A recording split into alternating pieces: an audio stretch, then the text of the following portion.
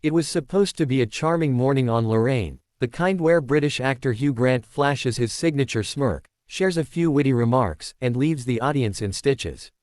But instead, what unfolded on live television left viewers speechless, and producers scrambling to cut to a commercial break. The interview began innocently enough. Lorraine Kelly, cheerful as ever, welcomed Hugh with her warm Scottish accent. "It's so lovely to see you again, Hugh.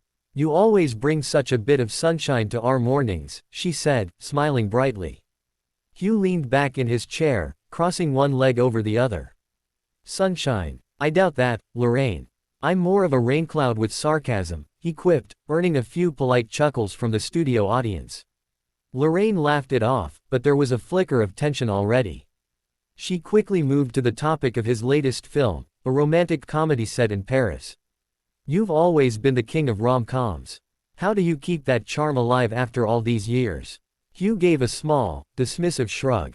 "Well, I wouldn't call myself the king of anything. And charm, as you call it, is usually just good editing and lighting. I'm rather miserable in real life." The audience laughed again, unsure whether he was joking or serious. Lorraine tried to steer things back to lighter territory.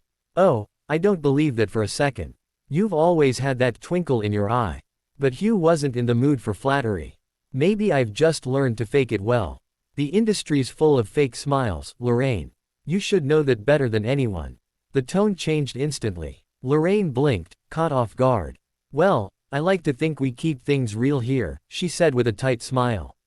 "Real?" Hugh raised an eyebrow. "You ask the same scripted questions every time I come here. You don't care what actors actually think. You care about keeping the show light and uncontroversial." The studio went silent. The producer's hand hovered near the button to cue an early break. Lorraine tried to stay composed.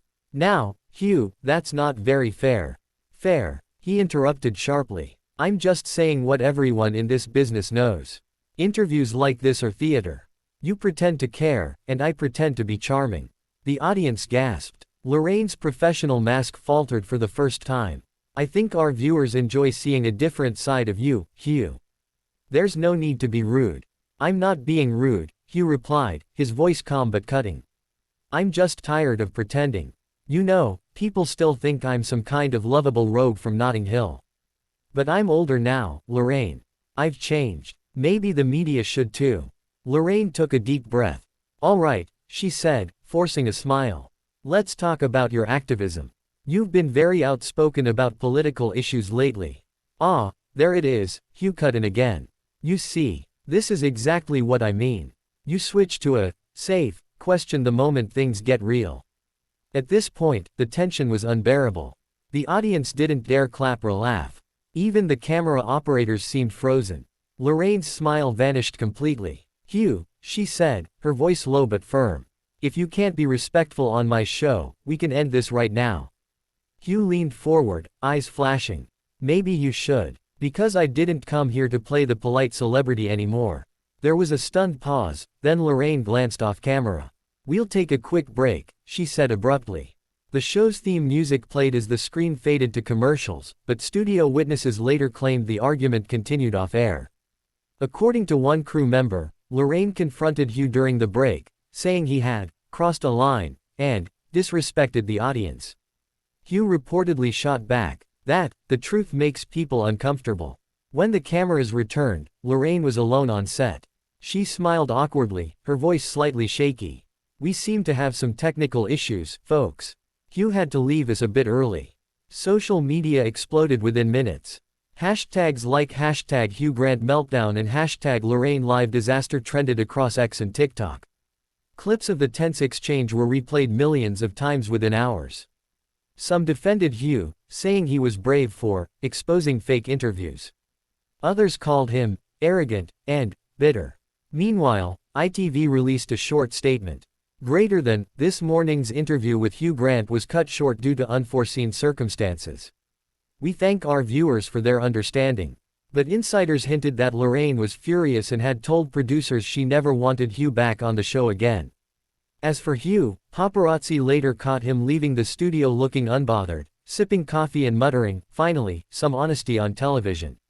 The fallout, however, was just beginning. And what happened next would shock. When the cameras stopped rolling and the studio lights dimmed, the tension in the Lorraine set was thick enough to cut with a knife. Crew members whispered among themselves, avoiding eye contact with both stars. Hugh Grant stood near the exit, his jaw tight, while Lorraine sat still in her chair, fuming but maintaining her calm on the surface. "Was that really necessary, Hugh?" Lorraine finally said, her voice low but icy. "You embarrassed everyone, and for what?" To prove a point, Hugh turned toward her, his expression unreadable. "I didn't embarrass anyone, Lorraine. I just refused to lie on live TV. I'm tired of this circus." She gave a sharp laugh. "You call it a circus, I call it professionalism. People wake up every morning and watch this show for something positive. Not your bitterness." For a moment, they just stared at each other, two veterans of British television, locked in a silent standoff. Then Hugh said quietly, "Maybe that's the problem. The world doesn't need positive.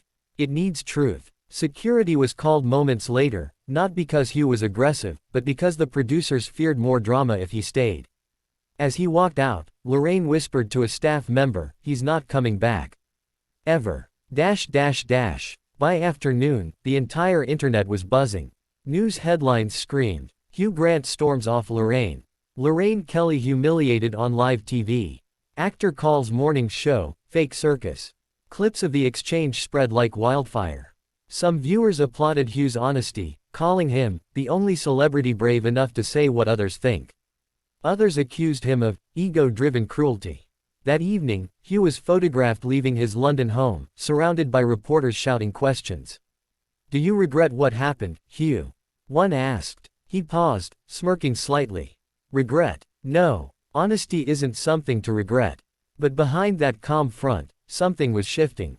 Later that night, Hugh sat alone in his study, scrolling through the chaos online. There were thousands of comments, some supportive, many hateful. "Arrogant old man. Washed-up actor trying to stay relevant. Lorraine handled it like a queen." He sighed. He hadn't meant to destroy his public image, only to speak freely, without a PR filter. But as he read the flood of criticism, even he began to wonder if he'd gone too far. His phone buzzed. It was a message from his agent, Fiona. "Greater than Fiona, ITV just called. They're furious. The producers said Lorraine wants an on-air apology. Otherwise, they'll blacklist you from all their morning shows. Greater than Hugh, then blacklist me. Greater than Fiona. Hugh, this isn't a joke. You have a movie coming out next month. The studio won't like this. Greater than Hugh. Maybe they shouldn't expect me to smile on command." He turned off his phone and stared out the window.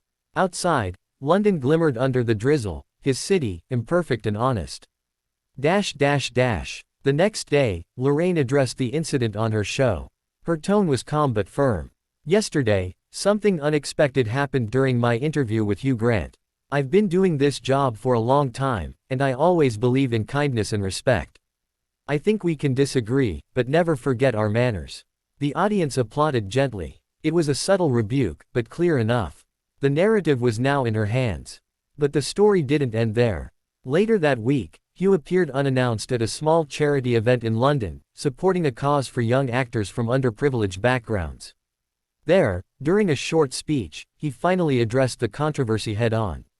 "Everyone's talking about what happened on Lorraine's show," he began, smiling faintly. "And yes, maybe I was too harsh. Maybe I should have been nicer. But I've spent years pretending to be someone I'm not, charming, funny, endlessly polite. I think it's time we stop rewarding people for pretending." The small crowd applauded softly. Cameras were rolling again, but this time, he didn't seem to care. "Lorraine's a good person," Hugh added after a pause. "I respect her. But what I said wasn't about her, it was about all of us. The way we live in filters and soundbites, afraid of saying something real. Maybe it's time we change that." His words went viral once more, but this time the reaction was different. Instead of outrage, there was reflection. Hashtags like #RealTalkHugh and #HonestyMatters began trending. ITV quietly offered him a chance to return, not for another interview, but for a live discussion on authenticity in media. Surprisingly, Lorraine agreed. "If he's ready to talk, I'm ready to listen," she said. When they finally reunited 2 weeks later, the tension was gone. Lorraine smiled genuinely this time. No scripts today, she said softly. Hugh chuckled. Good. Let's finally have a real conversation. And as the cameras rolled, the audience saw something rare. Two public figures, stripped of pretense, talking not as host and guest, but as people. The scandal that had started as an argument ended as a reminder. Sometimes, truth sounds like conflict before it feels like clarity. His closest friends.